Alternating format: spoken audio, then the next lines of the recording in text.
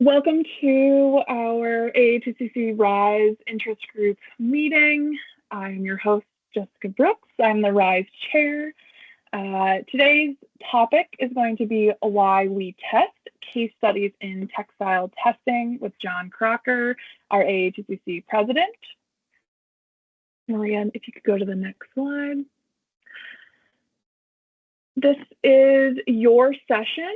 We want to hear your questions and have your opinions heard. While the speaker is presenting, please mute your mics. If you have questions, comments, or opinions, please save your questions until the end of the presentation. At the end, when we ask for questions, you can either make a comment, texting it in the chat, or you can raise your hand and I will call on you. We've been asked to record this session, so if you don't wish to be recorded, just mute your camera, turn off your camera, mute your microphone, and this recording will be in communities, as Maria said. Next slide, please. So who do we have today? Today's speaker is John Crocker, AATCC president. John has spent over 25 years in the textile quality control industry with experience in manufacturing, testing, technical sales, and standards development. As SDL Atlas Business Development Manager, John is responsible for working with customer relationships, standard development, laboratory installations, promotion of testing requirements, and installation and training for new customers. Prior to SDL Atlas, John worked as the lab manager, quality assurance manager, and ISO management representative for Glen Raven Knit Fabrics Group. He also has a Bachelor of Science in Industrial Engineering from NC State. John, I appreciate you being with us today. If you want to pop up your slides that you have, I'd love to have you get started. I'll be happy to. Give me 1 second here. Share.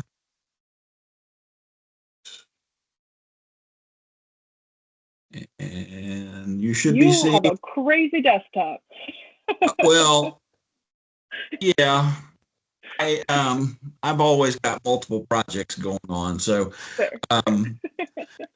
thank y'all for all attending this. I really appreciate it. This is frankly, my favorite presentation to give. I've been giving it now for probably 15 or so years. Having been with SDL Atlas for over 20 now, and having been on the testing side of business for almost 30 years now, I've run into some interesting things that have occurred in the field, and those that know me or will eventually get to know me will find that I always like to give a story about anything that I'm trying to teach someone. So this is completely for fun. This is going to be some of these are caused by chaos of my own situations, others caused by chaos in the field. But in some way or form, I was involved with all of these, either in manufacturing or with SDL Atlas working with a customer. So let's try this. There we go. So really since about the early 2000s, performance fabric became kind of the norm for overall testing in the industry. I mean, we've always had these the cottons and the polyesters and the nylons and the rayons, so on and so forth. But really, people started in the late 90s, early 2000s doing a little bit more involvement on some specific fabrics, and that involved new types of testing quite regularly. John, I'm sorry to stop you, but your audio is a little choppy. I don't know if your microphone is. I am right on. Can you hear me okay right now? It's kind of just cutting in and out a little bit. I don't know if you have a headset you can grab or. Yeah, let's see what I got. Thank you. I honestly thought it was my computer because I've been having some issues with it today, so I'm glad people popped it into the chat. Absolutely. Sorry about that, folks. Give me a second here and we'll try this.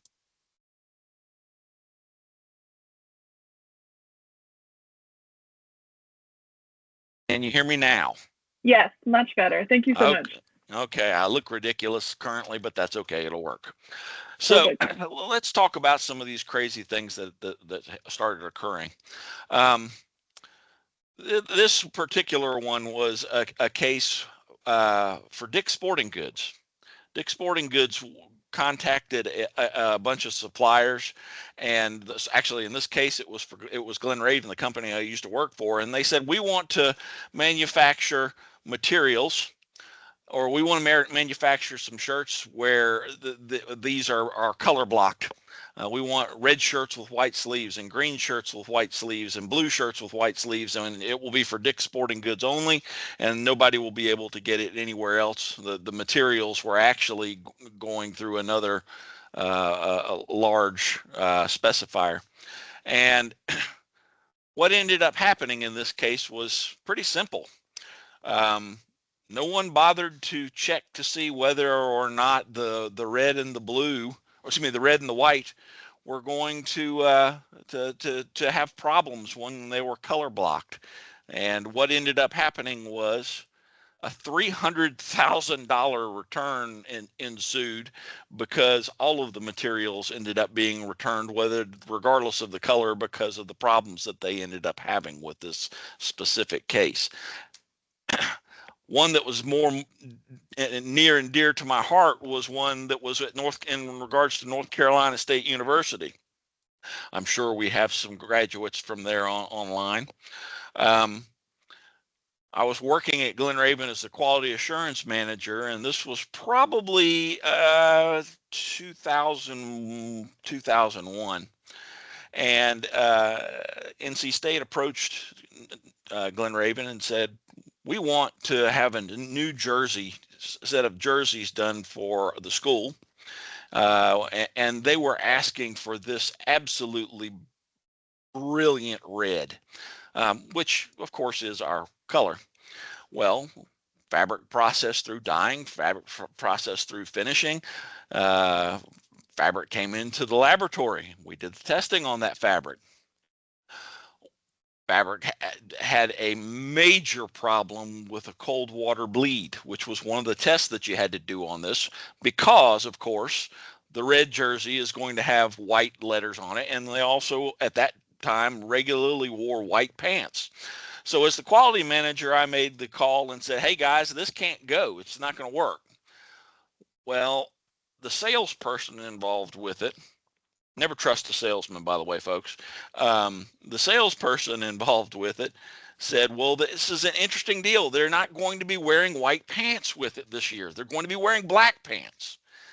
I went to NC State, and NC State at that time always had worn white pants. They either wore white jerseys with red pants or red jerseys with white pants. Well, it's a new item. I said, well, if it goes with the black pants, it's not going to be a problem. So they ended up deciding to let it go. Well, game day came up a couple weeks later, and there was going to be pardon? Okay, sorry. I heard somebody joining there on the speakers. The game day popped up, and I had a bunch of friends over at my house that Saturday. Because it was an exciting deal. I had actually been working like every Saturday for the past 6 months. The team runs out on the field on game day on national television, and they're wearing white pants. And I thought, oh no, this is not a good thing. This is going to be a problem. Well, not only was it a problem, a concern that I would have, but probably 15 minutes after the start of the game, it started a light rain there at the game, which managed to get all the jerseys wet, which managed to all of a sudden start turning their wonderful white pants pink. To top it all off, the announcers even made a statement about the fact that their new jerseys were getting their pants pink. About 15 minutes later, I got a phone call from the president of the company, and said that I need to have you in, you need to be in my office at 8 o'clock in the morning. Luckily, I had all of my ducks in a row and had records, because I don't know that I would have managed to continue the career that I have had in the textile market. All of these things could have been solved very quickly in a 45-minute test per AATCC test method 61. We could have color blocked the tests, known real quickly whether we ended up having any types of problems. Remember I said a little while ago, never trust a salesperson. Well, a sales guy came in to the quality assurance department there at Glen Raven again, said, I need to have a specific weight of fabric that's been napped, and it needs to be black on the inside, or it needs to be black. We're going to laminate it with this other material, and we're going to sell it to Lear, as in Lear Jet, for covering their planes prior to going through the clear coat process. Well, we found the fabric. We found all the details. They just told us that it needed to be black and napped. They didn't tell us anything else about it. So they laminated those materials. They had these planes sitting out on the getting ready for clear coats, etc. Same type thing. Again, rain happened. Well, number one, the top fabric was not waterproof, and number two, the black liner fabric that was napped had not been checked to see whether or not it had any type of bleeding issues. And we ended up having to repaint 5 Lear jets. That's a $30,000 paint job per plane. That can be tested extremely quickly with a perspiration cold water bleed test. Again, this is one of the reasons why whenever you're talking about materials, is understanding what the material is going to be used for and understanding what potential tests you may end up needing to do to make certain that you can simulate what's going to happen in the field. I'm sure we've all worn one of these before, a cap and gown. Customer in Champaign, Illinois, named by a collegiate cap and gown, used to buy hundreds of thousands of yards of materials from Glen Raven.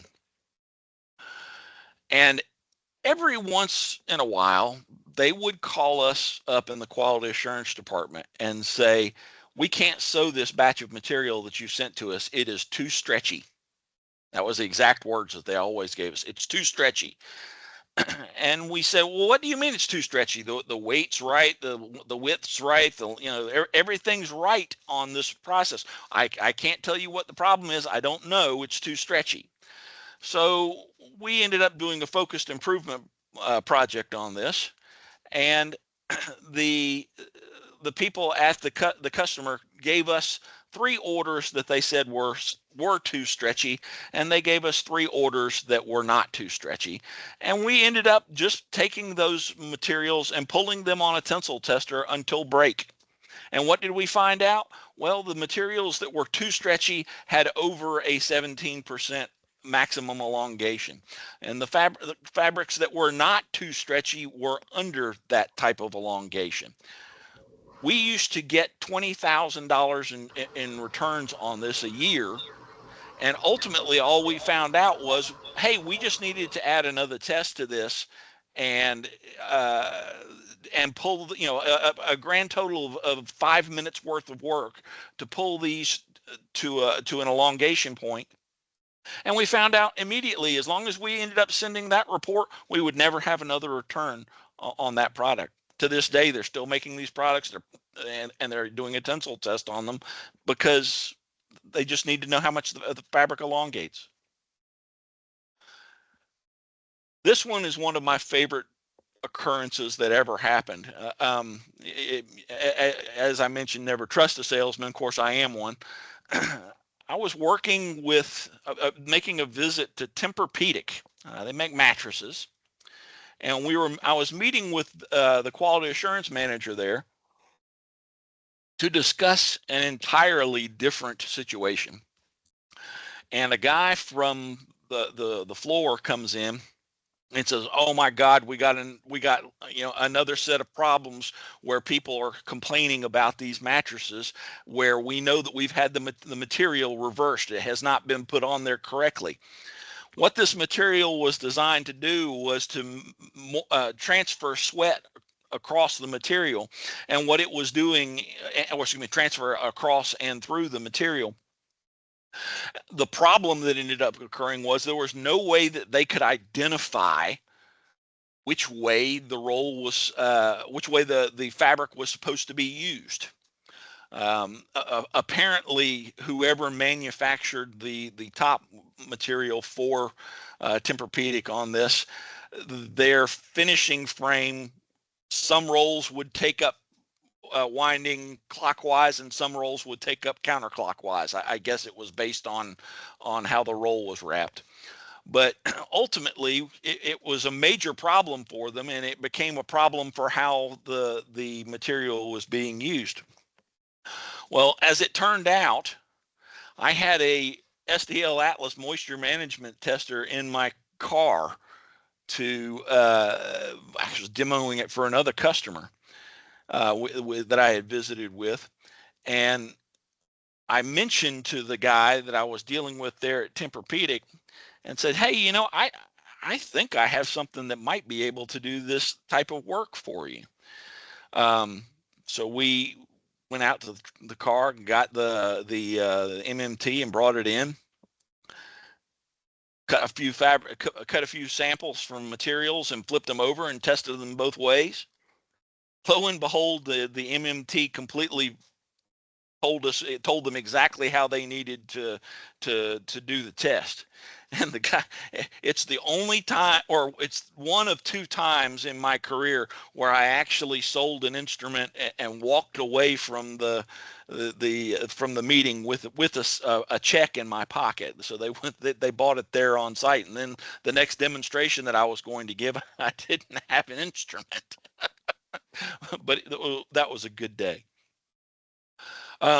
Penetration resistance has certainly become norm for us with the onset of COVID. We always did this type of testing before for medical gowns, etc., because of bloodborne pathogens.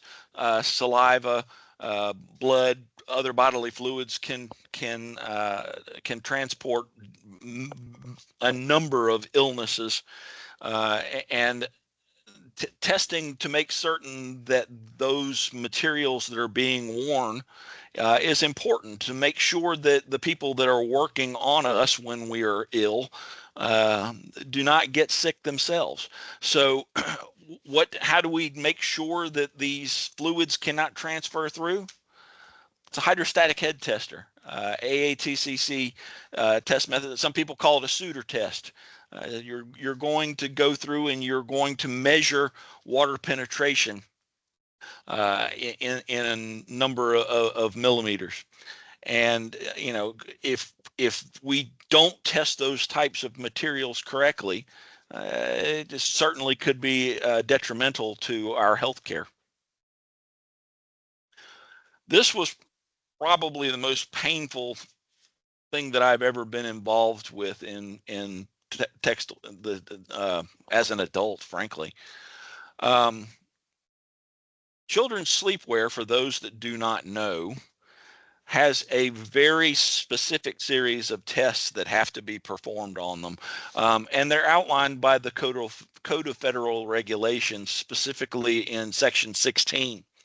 The children's sleepwear materials have to be tested to 1610, which is normal, the normal flammability testing that it goes on for all materials that are worn in the U.S. But 1615 and 1616 are a vertical test to verify that the materials will not catch fire and continue to catch fire. In the early 2000s, I was called as an expert witness as a manufacturer of children's sleepwear to explain how the testing was done. And so that you all know, it's a vertical test, and a flame is held under the material for 12 seconds. But the most important thing about the test is the number of specimens that are actually tested. It's very specifically outlined in the code that the beginning and end yard of every 2,000 yard production run shall be tested. And those materials shall be maintained. The test set specimens and or retained specimen shall be maintained for 7 years. We manufactured this at Glen Raven. We actually had a whole storage warehouse full of specimens that to test for the flammability.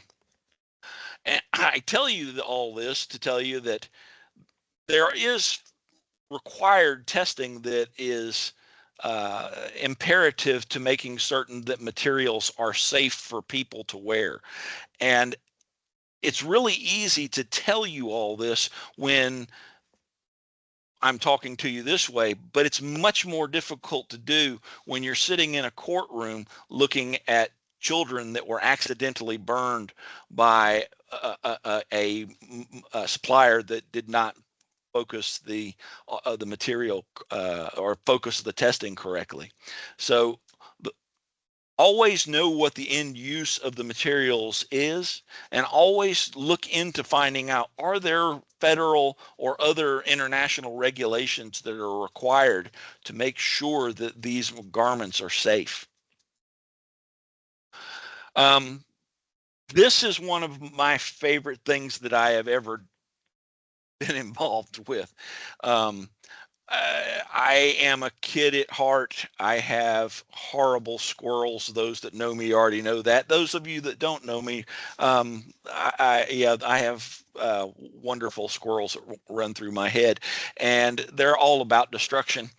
I did a project with a company called Arc'teryx, and they make really high-end outdoor gear. And they called me up. This is, I don't know, this was probably 2010, 2012. And they said, we need to have a tensile tester that is capable of 100,000 newtons. For the record, that is, let me think about that. That is 100,000 newtons is roughly 25,000 pounds, I think, of force. Needs to be 100,000 newtons. And I said, that's a huge system. What are you guys going to do with it? Well, we're going to break climbing harnesses. There is again, a federal requirement of the harness needs to be able to maintain its structural integrity up to 15,000 pounds. Now, I don't know if any of you can process this, but if someone is wearing a harness and they get subjected to 15,000 pounds of forces, they're probably going to get torn apart, but the harness will still be there. So we built them a very large tensile tester with the help of our supplier, Tenius Olson. And when we got it, we delivered it to them, and we found out that we would have to literally bolt this thing to the floor after the first test, because after the first test, this piece of equipment that weighed about 7,000 pounds jumped off of the floor. And what we ended up doing was we strapped a harness onto a dummy, and that dummy was bolted to the bottom of the frame, and then a D-ring was put through the harness, and the crosshead would move up at a very low rate of speed.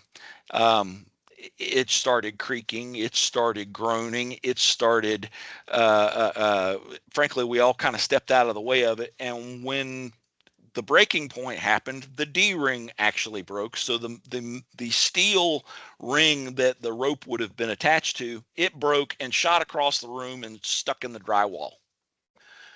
So the squirrels in my head started laughing, and I went, "Can we do that again, please?"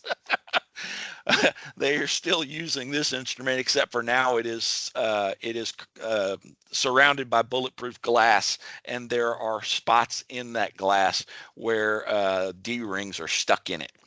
So it's kind of a neat process. But ultimately, they needed to make a quality control test to make sure that the materials met federal requirements.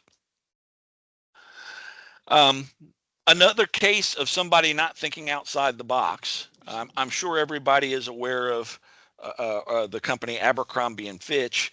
My company, SDL Atlas, built their laboratory sometime in the mid 2000s. And when we were going up to do work at their laboratory, they told us that we needed to go to one of their pilot stores, which was called Rule. Now, the whole mindset behind Rule was this is a customized Abercrombie and Fitch store. So think very boutique. Each one had its own designer. They took the already designer quality Abercrombie and Fitch materials, and then they went through and customized them. So perhaps they were bedazzled, perhaps they had special embroidery on them, all different types of things. But the interesting thing about the store was this. If you look at these images, you'll see that it's black with light shining directly on materials. And that was the whole point of the store, was to have it was really boutique, and everything would be spotlighted.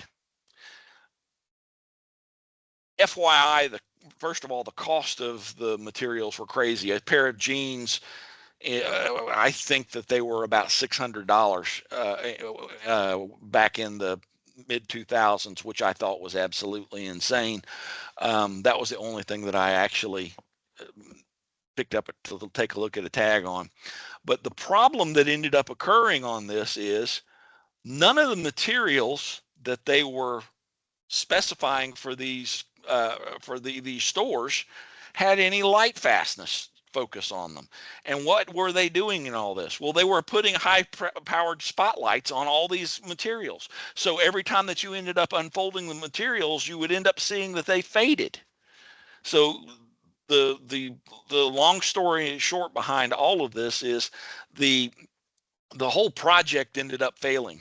They only ever had 3 or 4 stores, and while it was a really interesting idea and initially was very well received, it just ended up everything was getting returned for quality control concerns, mainly around light fastness focus. I'm sure that everyone knows or is familiar with yoga wear. I'm not going to mention the company name because I could probably get in trouble, and I don't know who all's on here. But early on in the yoga wear process, there was a major, like a national news crisis about yoga wear being too sheer and people seeing through them. And the original CEO of this company actually made a statement that was something along the lines of, well, maybe certain people, maybe our materials are not made for certain body types, which he was ultimately asked to step down from the board because of that statement. But what it came down to was the material wasn't evaluated. It was only evaluated for color and for color fastness, etc. It was not checked to see whether or not there was a problem with the material being sheer when it was stretched on, if it was possibly able to be seen through. And they had an enormous amount of returns on all this. And the crazy thing behind all of it is, they had 3 instruments in-house that could have solved this problem for them.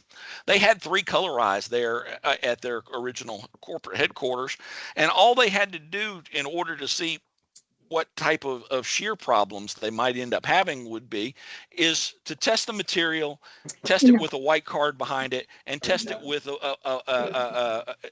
test it with a white card behind it to find out whether or not there was any transference or change in the delta E.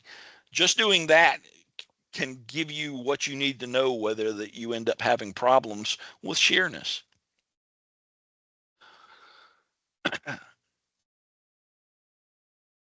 Airbags are an interesting situation, and I don't know if any of you've ever been in a major car wreck before or not, but I can tell you from my point of view that I was working for Milliken Textiles back in 1996, and I had an absolutely beautiful Grand Prix Pontiac. Loved that car. I had full ground effects on it. Absolutely beautiful car, V8. Entirely too fast, but whatever. I would regularly have to go from the mill that I worked at, which was in Marietta, South Carolina, up to the Cotton Blossom warehouse, which was in Spartanburg, South Carolina, which was about, I don't know, maybe an hour drive, and it was a beautiful drive up through the mountains. If any of you are ever driving down Interstate 85 and you see where where Highway 11 is, they talk about the Cherokee Highway in South Carolina. It's a beautiful drive. It runs through the mountains. You go past Glassy Mountain. It's a little 2-lane road. And the day that I was driving up this one particular day, we had just had a safety meeting, and someone had mentioned, hey guys, y'all be careful. It hadn't rained in a while, and that particular morning it was raining, and they commented, with all this rain that's coming down right now, it's probably washing some oil out of the pavement. Y'all be careful. So I'm driving up the highway, and I hydroplane. I was going 40 miles an hour. Speed limit was 55 there. When I hydroplaned, I went across the road, and luckily did not hit anybody, but I ended up on the other side of the road and sliding sideways, and ended up hitting a rock, a boulder about the size of a trash can, with the back driver's side tire of my vehicle, which managed to flip me up in the air and allow me to tumble down the highway end over end 3 times. The roof of the car was crushed. The front of the car was crushed. The back of the car was crushed. Luckily, I ended up wheels or ended up right side up, and for whatever reason I could actually get out of the car because the door was all smashed up. Everything that was in the car got thrown out. Golf clubs got thrown out, my briefcase got thrown out, every CD I had got thrown out, the McDonald's bags that were in the car got thrown out, everything got thrown out. And if it had not been for an airbag, I would have been thrown out because I was not wearing my seatbelt. What airbags are designed to do is they are designed to inflate instantly. And as soon as you hit them, they are designed to deflate instantly, to take all the energy out of the accident. Much like a Formula One car, if anyone's ever seen a Formula One car get in a wreck, they literally explode when they come apart to dissipate the energy off of it. When the highway patrol pulled up, I was still standing there in the rain, and they said, when did the ambulance take the guy? Or where did the ambulance take the person? And I said, there's no ambulance. I said, this just happened. You happened along, I flagged you down. He couldn't believe that I was standing there, but I didn't have a scratch on me. But air permeability is measured using an air permeability tester, and the quality of the material is determined by how fast it has the ability to, or how much air it has the ability to let out, as well as the amount of air that it has to trap.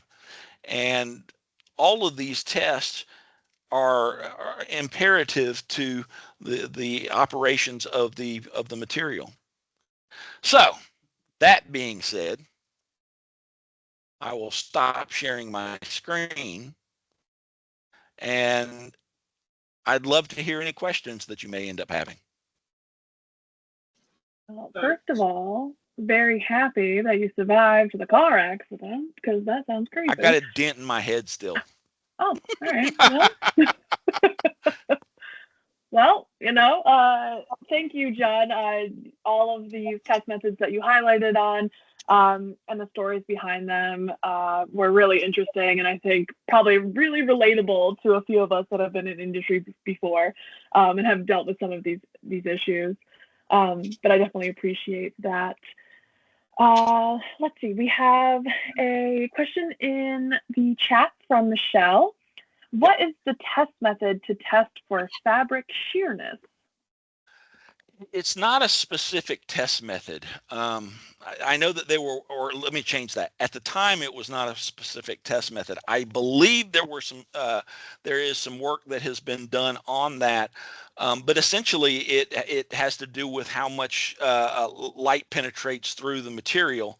The way that I have done it and did it when I was at Glen Raven, we tested the material in a stretched state and placed it over a spectrophotometer to measure the lightness value, the L value, and then we also did the test with a white tile behind it, and again in a stretch value to be able to determine what the change in the L value was, and we had a minimum requirement that we used for our own purpose. So that's a great way to test it. Yeah, we already had the instrument. It was just one of those outside the box discussions, and that's something that everybody needs to be aware of. Understand that we have all these standard tests that have been developed, and they're in ASTM and AATCC and ISO and so on and so forth. But create your own tests. I mean, you can create your own thing, and it can become a new test. It can be something that can be yours, but ultimately the test that you may need may not exist. So find a way to create it. Think outside the box. It's imperative. Yeah, I mean, and if you have a suggestion for a new test method and don't even know where to start, come to AATCC. We have committees for that. And there's always opportunities to be part of our research committees for new test methods. Yep. One of our next questions is, in your travels, which country invests in testing? This part of the investment get neglected by mills. Investing's a little bit difficult to be specific on. I will tell you that actually, country-wise, probably the most difficult one to deal with is China, as far as actually investing in testing and being. I mean, they actually have national bodies that they have people that are hired specifically to develop test methods, etc.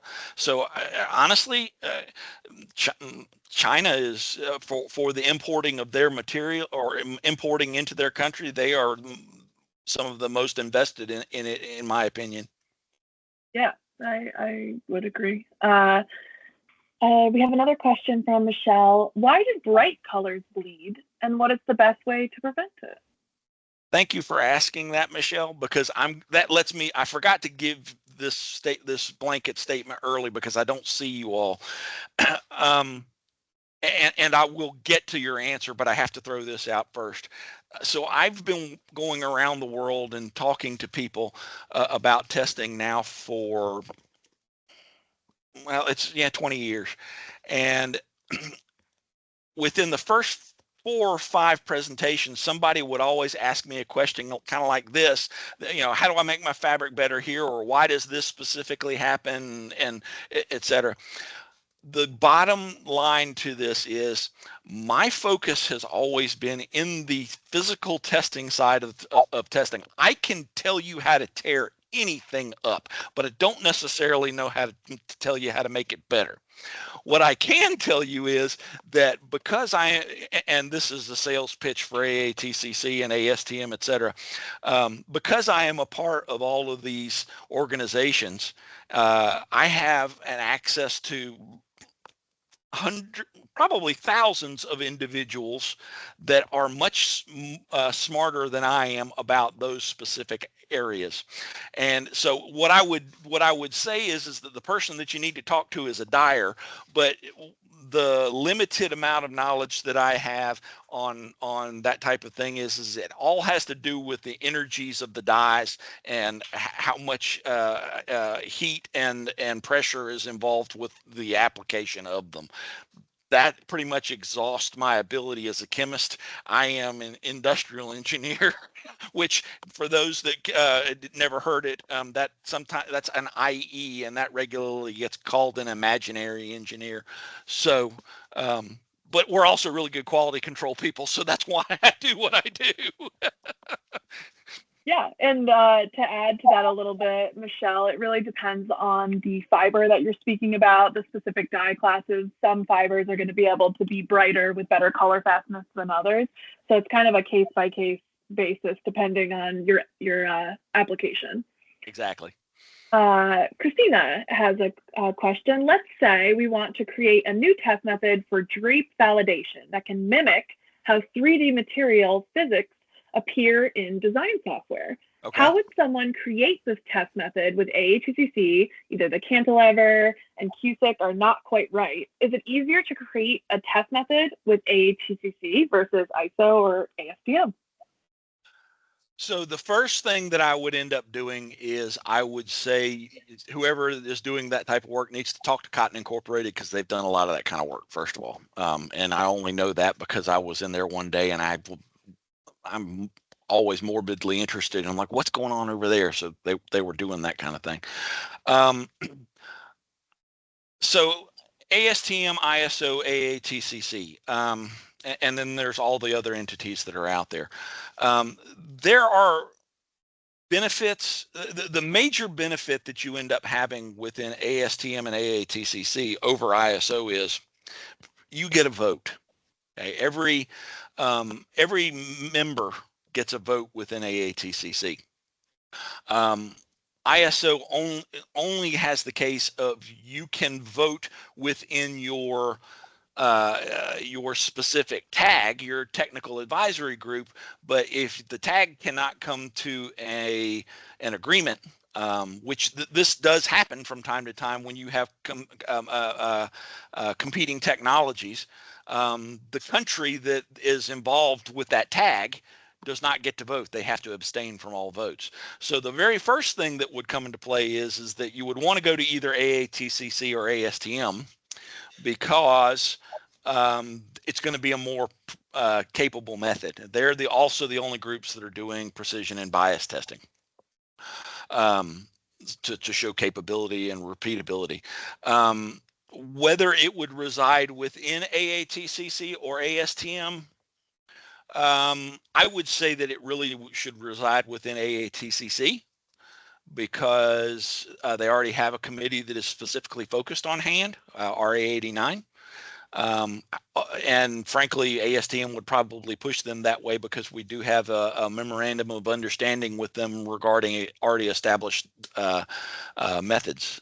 From there, it would be presented to the committee that is involved with that, and hopefully you would end up being able to get people to join in and provide you information, or there may be the real goal is that the method already exists, because developing a method takes a lot of work, but it's rewarding.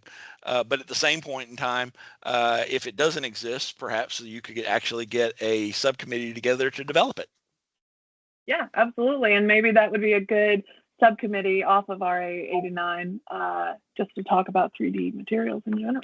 If you have something that you're interested in, and reach out to me. I've got some general input that I might be able to help you with on it. So we can do that offline. Yeah, perfect.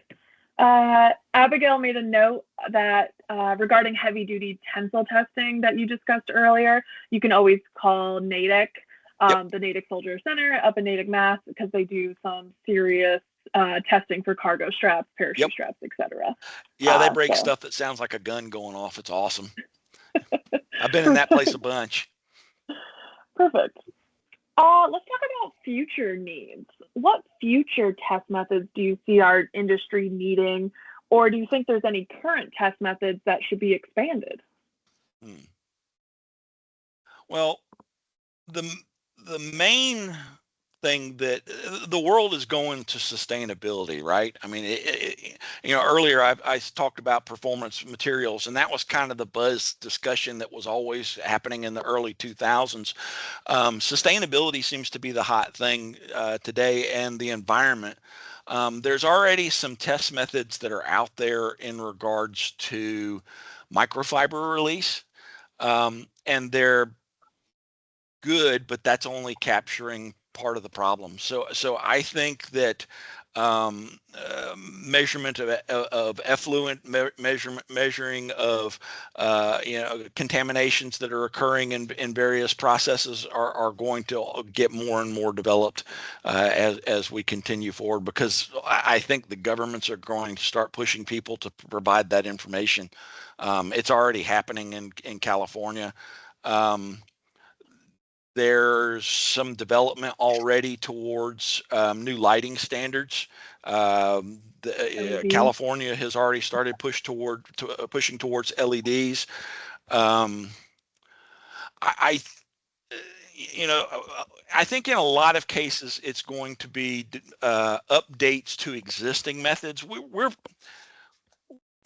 We've pretty much got everything under control. Matter of fact, at this point in time, some of the old type testing doesn't even occur anymore. Some of the testing that was done on wool, which used a wash wheel, I mean, that's an antiquated process. It's just not even done anymore. So it may be some the military would disagree.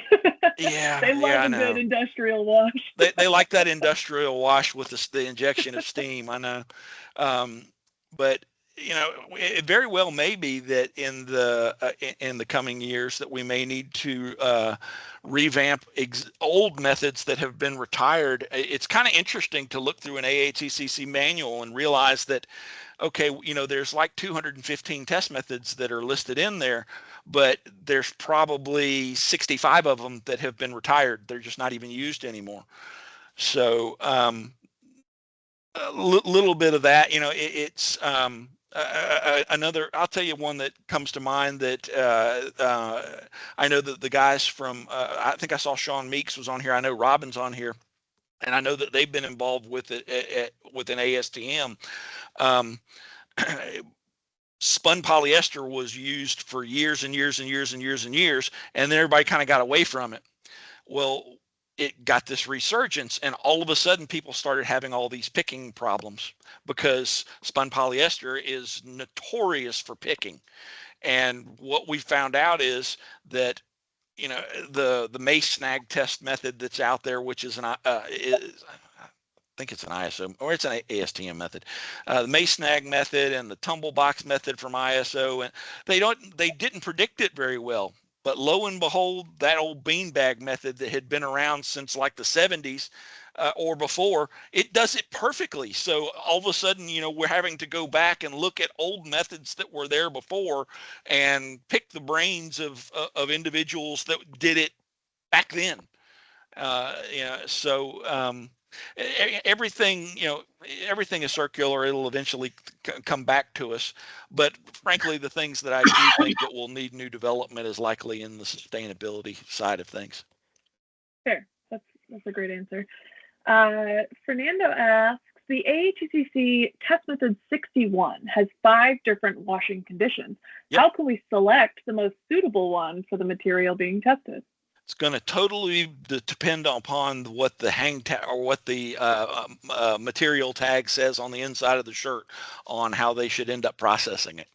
So really, it's going to depend on what the end use wear recommendation of the material is.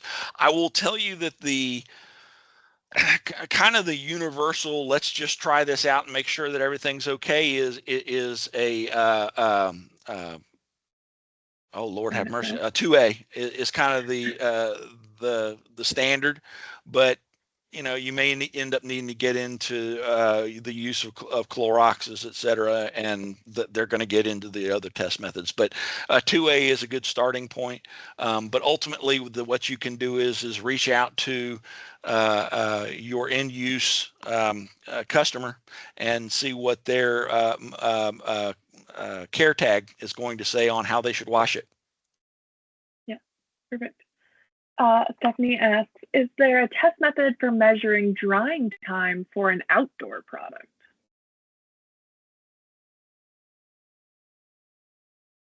Yeah. There is drying time, but I don't know if it's specific for. Yeah, so there are a couple of different dry time tests, and they sometimes they can be as simple as a countdown scale. That was actually the original dry time test, and they were a nightmare to run because they took forever.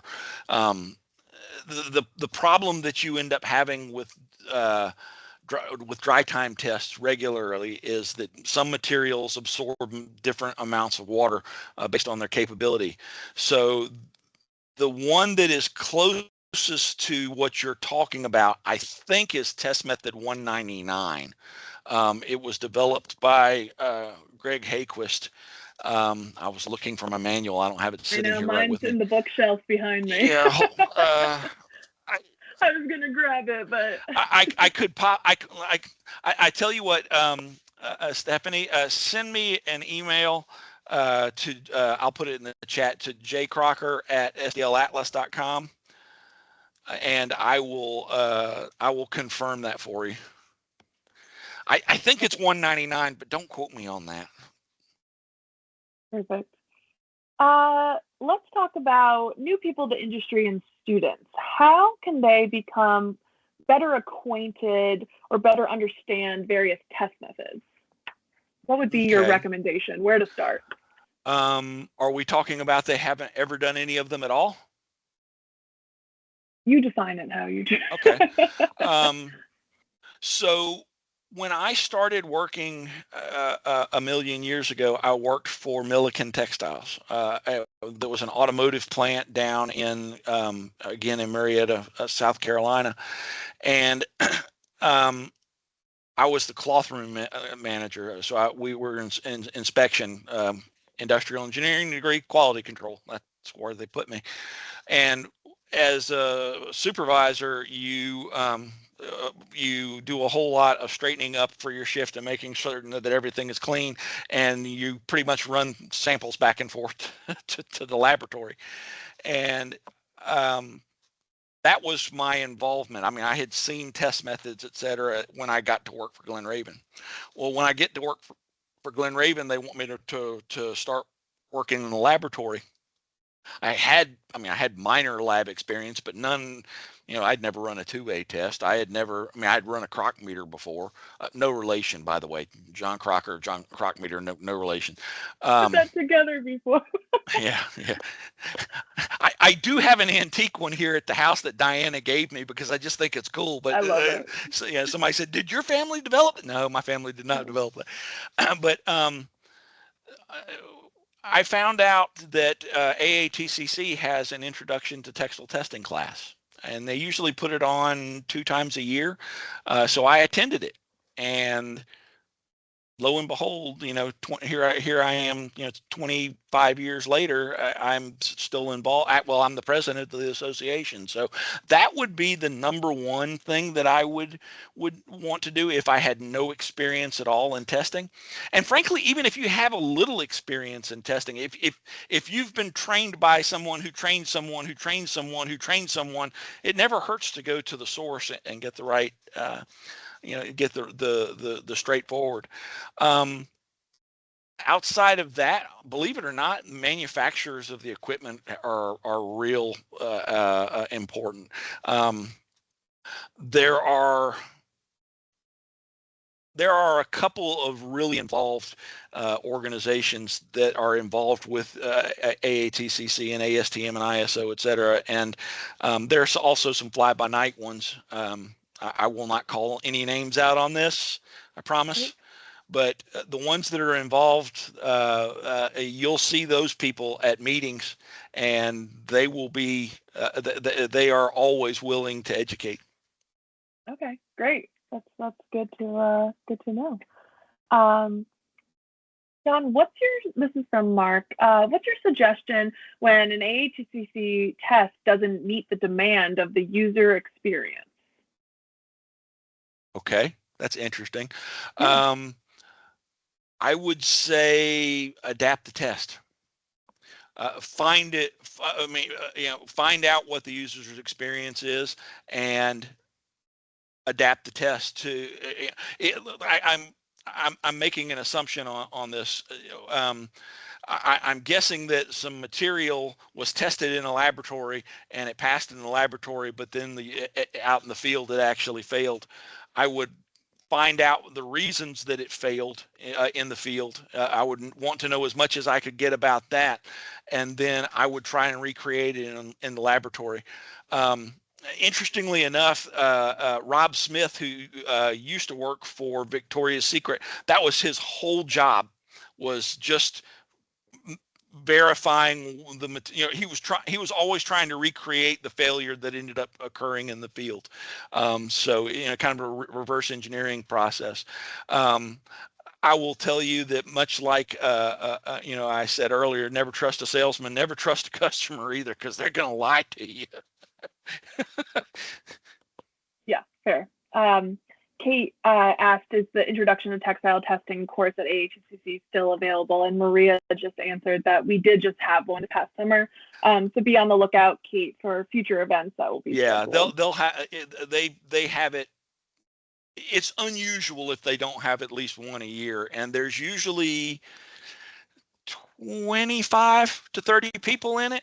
They have had cases in the past when they've had to waitlist people. So it's a 2-day class. It's a really great class. It's hands-on, and it's a great introduction to the association in general, because that class is a lot like our committee meetings. You get to meet other parts of the industry. You get to hear about other people's problems. You get to be involved in the test methods and understand, guys, if you would like to be involved, our committee meetings happen every May. They happen every November.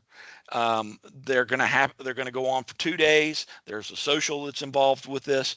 Yes, they are meetings, and yes, sometimes we're arguing over whether it should be, whether it's, something should say the tester shall or the tester should. But when it comes down to it, this organization has made my career. Okay, I mean, my company pays me to go all over the world to talk about test methods, because I know I don't have all the answers, but I've got a pretty good idea who to talk to. Right. So, well, yeah, get involved.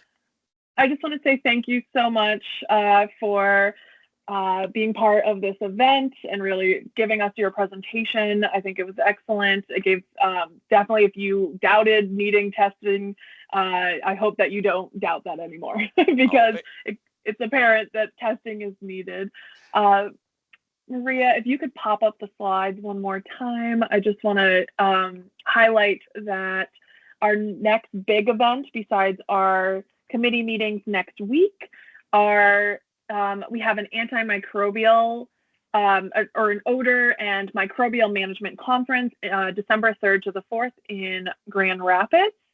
So go ahead and register for that. I'm sure you've seen our emails as well coming through from AATCC, but be sure to register for that.